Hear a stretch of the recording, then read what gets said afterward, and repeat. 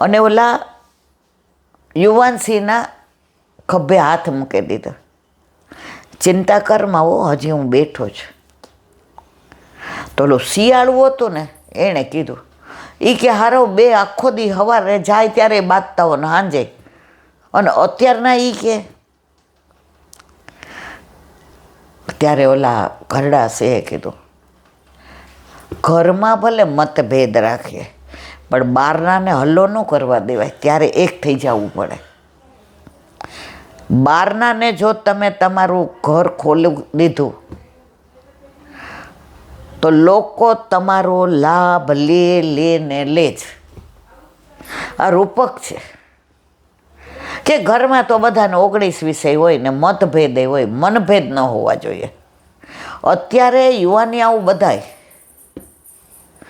મા બાપ ગમતા નથી, જવાબદારી ગમતી નથી. ગમે એટલા અબજો રૂપિયા આપ્યા હોય પણ જો મા બાપ માટે ખર્ચો કરવાનો આવે, સસ્તામાં સસ્તું, મા બાપ વિચાર કરે કે આ બધું ના આપ્યું હોત તો અમે બધું અમારી રીતના લેત. પણ આ બધું ઘરની વ્યથા બહાર કોઈ દિવસ કોઈને કહેવાય નહીં. ઘર ફૂટે ઘર જાય. એનો નાનો બીજો એક દાખલો છે. આ બધા આવતા હોય ને વાતો કરે ને, હું તો ના જ પાડું, મારે કોઈ લૌકિક કેટલાકની સાંભળવી યાર. જે આવે એ પહેલાં બધું પુષ્ટિ માર્ગીય પૂછે, આમ તે બધી મેં એલા મેં માન નહીં સાંભળવું, પછી મારું મગજ ખરાબ થઈ જાય. અને સૌથી વિશેષ એ હું છે ને આમ ખુશ મિજાજ મૂડમાં રહેવાવાળી. આજે આટલો બધો દુખાવો ને આટલું થયું ને પાયકાર ને, તમારા ઓલા ભાઈબંધે બાયપાસ કરાવ્યું ને પરમદી ફોન આવ્યો. હવે આપણા કરતાં 80-82 વર્ષનો, આપણે ભેગો કોલેજમાં તો બરાબર. ઉપાડ્યો મેં છે ને બાયપાસ કરાવ્યું છે અને મને અસહ્ય. મેં કીધું કેટલા દિવસ છે? મને કે 20 દી. મેં તો શું આવું બકરી જેવું કરો છો? મને કે હારી તું તો કોલેજમાં હતી ને જે રણકો છે ને સિંહ, તું સિંહણ જેવી છો. મેં તો હું તો આવી જ છું. મેં કીધું સાંભળો, બાયપાસ કરાયું 20 દી થઈ ગયા. મને ક્યાં, મેં કીધું જાઓ બગીચામાં ટેલવા. મને ક્યાં તારા તો પગમાં થયો બીજી વાર હતો, તું તો મસ્તીથી.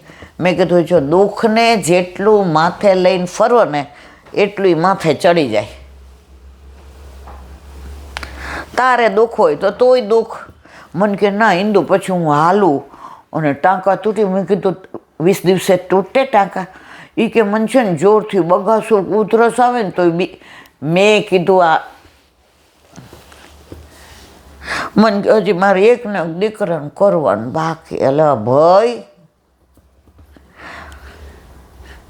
આ આપણે કોના છીએ યાર? વલ્લભનો દાસ કદી ન હોય ઉદાસ, અને હોય જો ઉદાસ તો ન હોય વલ્લભ. જો 70 થાય ને પછી શારીરિક ને કૌટુંબિક ને માનસિક ને હાર બધાને આવતી જ હોય. તથૈ તસ લીલેતી. આ બધી તારી લીલા છે. તને મજા આવે છે તો જા, મને મજા આવે તારી યાર. આપણે નાના હતા ને ઢીંગલી પોતિયા રમતા હોય ને, પછી આપણી યાર કોઈ અંચી કરે ને એટલે હું બહુ આમ, મને એ અંચી કરે એટલે મારું મગજ ફરી જાય. એમાં અહીંયાથી ને હેમંત આવતો હતો, કુસુમ માસીને દીકરી ને દીકરા બધાય 2 વેકેશનમાં આવે. એમાં હું કોક વેકેશનમાં જ હોય, હું મામાને ઘરે વહી જતી હોઉં. હવે કોક વેકેશનમાં 1-2 દી મોડી જવાની હોય, કાંઈક લગ્ન હોય કે કારણ હોય. તો હેમંત બહુ અંચીકૂડો હતો. તો ત્યારે નાના હોય તો હું આપણા ધીંગી પોતે ઘા કરતી, નથી રમવું જા તારી યાર. તો ઓલો પાછો મારાથી 2 વર્ષ મોટો હતો, એટલે તારી ઢીંગલી પોતિયા ગયા એમાં મારે શું, તારા ગંધારા થઈ ગયા. ત્યારે એવી ખબર નહોતી પડતી કે આપણે એના ઢીંગલી પોતિયાનું ઘા ન કરી શકીએ. આપણો અધિકાર આપણા ઢીંગલી પોતિયા પર છે, આપણે બનાવ્યા છે. એના ઉપર ગુસ્સો આવ્યો તો આપણે તો આપણા ઠાકોરજીનો અધિકાર આપણા ઉપર છે. આ દુનિયામાં બધાય છે, પણ જેના ઘરે જેના માથે બિરાજે અને એ કાંઈક અન્યાશ્રય કરે, પ્રભુ ના ગમતું કરે, માતા મહાદેવમાં તો ઠાકોરજી કોક વાર આપણા પર પ્રેમથી ગુસ્સોય કરે, ત્યારે આપણે સમજી જવું જોઈએ. પોતાના હોય એના ઉપર ગુસ્સો થાય.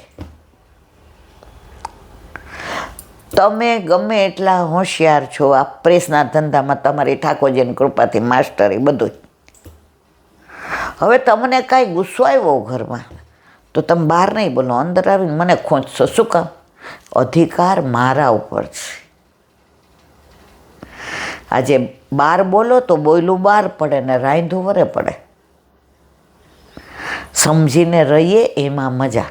તો આપણા પ્રભુ આપણને પોતાના માને છે કે આ ઢીંગલી પોતિયાને ફેંક, પણ એ જ પાછા તેડીને લઈ લઈએ, ધૂળ ખંખેરીએ, વાલ કરીએ. હવે જા તારી યાર નથી રમવું હેમંતને, હવે કાલથી તારે મારી યાર રમ. એ કે તારી ઢીંગલીની યારે પછી મારા ઢીંગલા લગ્ન નહીં કરું. ના કરતો કાંઈ નહીં, જા, પણ મારી ઢીંગલી તો તારી યાર નહીં જ. એ જ ઢીંગલી જેને ઘા કર્યો તો ફેંકી, એને જ મેં વાલ કર્યો, લઈ લીધી, એને પૂચકાર્યો, એના ઉપરથી. અને બીજે દિવસે પાછું હેમંત સમજાવવા આવે એટલે પાછી એ જ ઢીંગલીને હું સરસ રેશમી કપડું પહેરાવીને ચાંદલો કરીને એને જ પરણાવું. તો જેના પર આપણો અધિકાર હોય ને એ જ એને આપણે પોતાનું. આજે બે સામેવાળાનો છોકરો ને આપણો છોકરો બે રમતા હોય, હવે બે ઝઘડા ક્રિકેટમાં, હું આઉટ છું નથી, હવે મારામારી કરવાની તૈયારી માતાને બૂમ પાડી બા, તો હું આરાધ્યને મારું કે કાનાને મારું? હવે મને ખબર છે વાંક કાનાનો છે, છતાંય હાથ પકડીને તકતગાવીને અંદર કોને લઈ આવું? આરાધ્યને. તો પ્રભુ કે છે આ દુનિયામાં બધાય મારા નથી, હું તારા ઘરે તારા માથે બિરાજું છું, એટલે તારો અધિકાર જેટલો મારા ઉપર છે એટલો દુનિયામાં કોઈનો નથી, પણ મારો અધિકાર તારા ઉપર છે એટલો કોઈનો નથી. તો કોક વાર હું એવું કરું ને કે તારો વાંક ન હોય તો એ તને લાફો માર દો, કારણ કે આપણે છીએ જ પ્રભુના. તો એ તો પ્રેમ કી બાત હે. એવું તો બોલો વલ્લભાધીશ કી જય.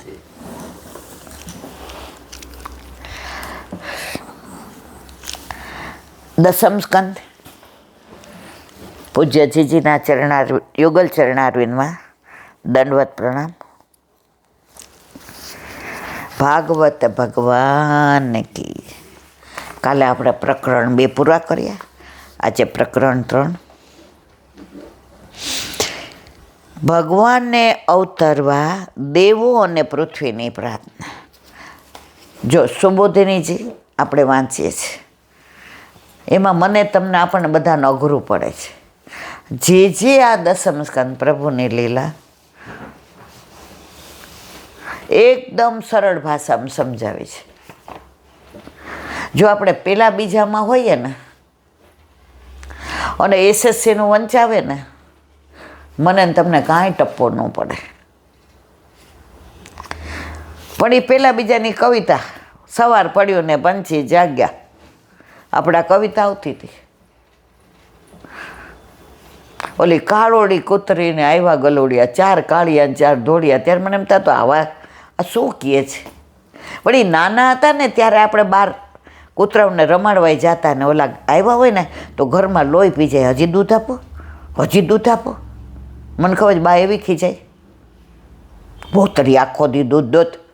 અને પાછું એને કૂતરાને અડીને આવ્યા હોય જો ખબર પડી, માથા બોલ પહેરે કપડાવે નવડાવે. અને હાવ ખોટું બોલું, હું નથી આઈડી, ઉષાઈને રમાડતી હતી, એણે કીધું દૂધ લઈ આવ. એને કે લઈ આવે જા. મેં કીધું હવે આ છાલીઓ લઈ આવી તું અડી એ છાલિયું માંજેલું છે, જો એઠું નથી. આપણે આમ એવું મોઢું કરીએ ને મગર લે ત્યારે. તો નાના હતા ત્યારે આ જ બધું હતું. ત્યારે એસએસસીનું શીખવાડતા હતા. તો આ દસમ સ્કંદ મારા તમારા જેવાને સમજાય એવો સરળ, સૌમ્ય અને સહજ, આનંદ આવે હોય.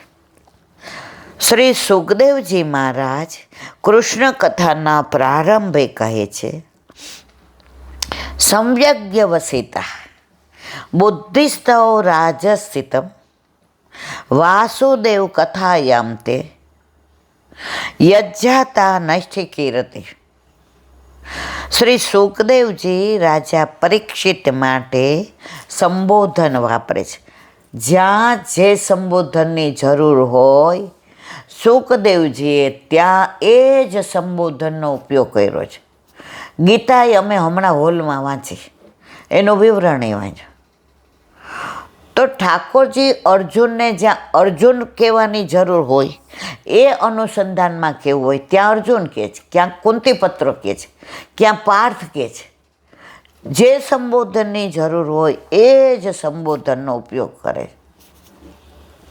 તો અહીંયા હવે સંબોધન સુખદેવજી પરીક્ષિત માટે શું વાપરે છે? રાજશ્રિત સતમ. રાજા પરીક્ષિતે શ્રી સુખદેવજીને મુનિ સતમ કહ્યા હતા. કેવળ રાજ્ય ચલાવે તે રાજા, નિષ્કામ ભાવ એ રાજ્ય ચલાવે તે રાજશ્રી, અને નિષ્કામ ભાવથી રાજ્ય ચલાવે તે રાજશ્રી. સમજીને નિષ્કામ ભાવથી ભક્તિને હૃદયમાં ધારણ કરીને જે પોતાની જવાબદારીઓ અદા કરે તે રાજર્ષિ સતમ. જો રાજ તો અત્યારના રાજા ચલાવે છે.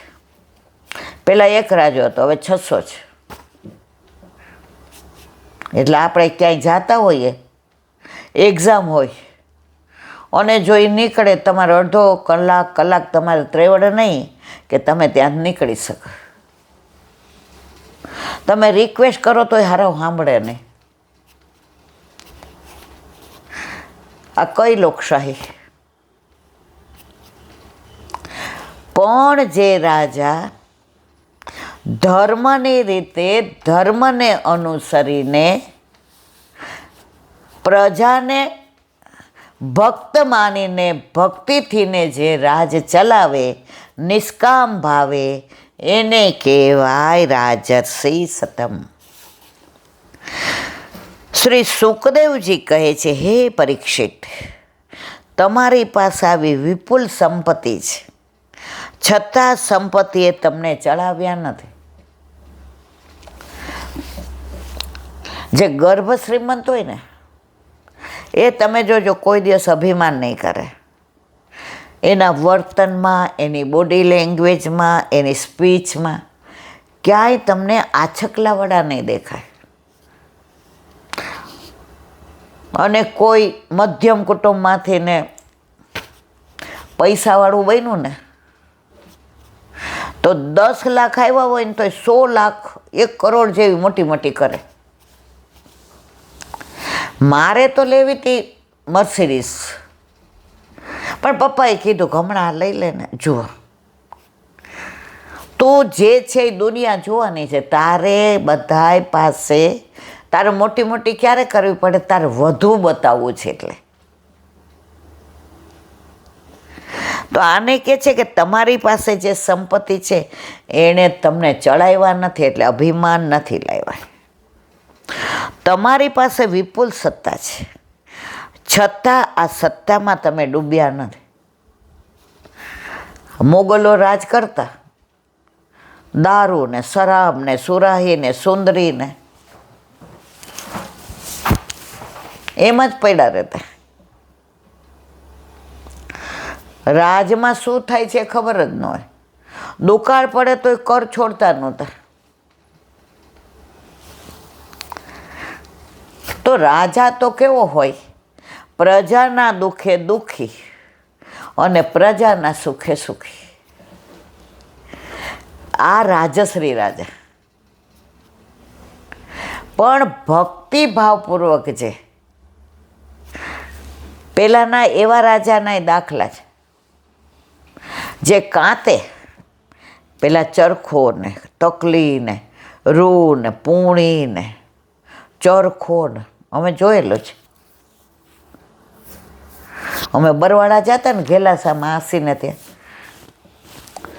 એટલે બધા ભેગા થયા હોય એટલે માસી ક્યાં હારાવ બપોર લોહી પીસે એટલે ત્યાં કાલા ફોલવા મોકલે.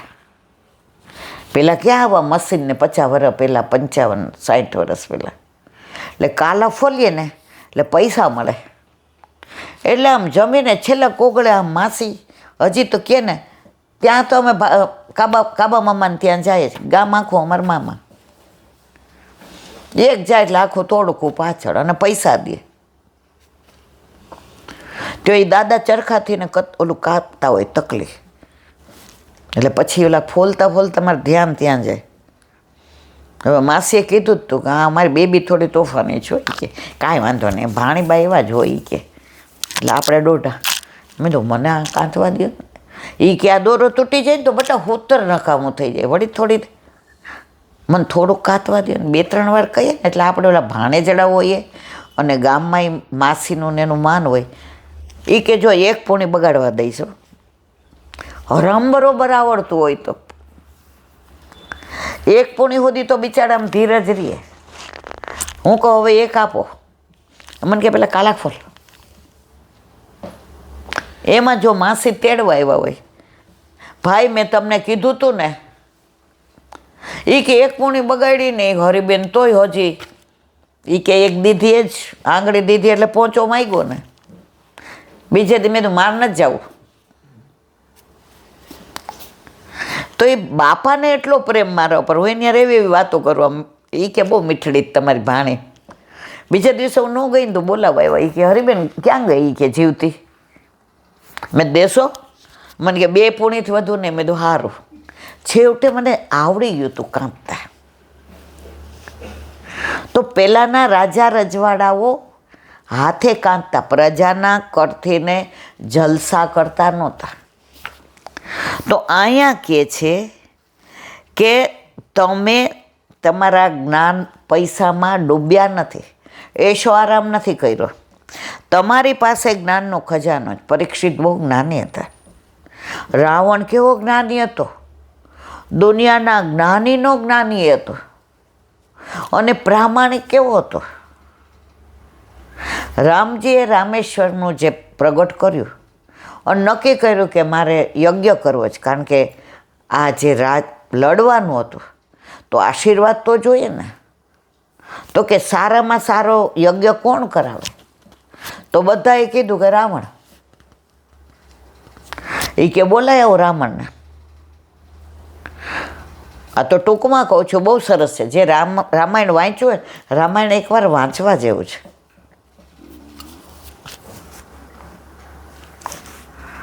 ગયા કે આવી રીતે રામ, એ કે અવશ્ય આવીશ. અને એટલો સરસ યજ્ઞ કરાવે, યજમાનનું હિત જ છે.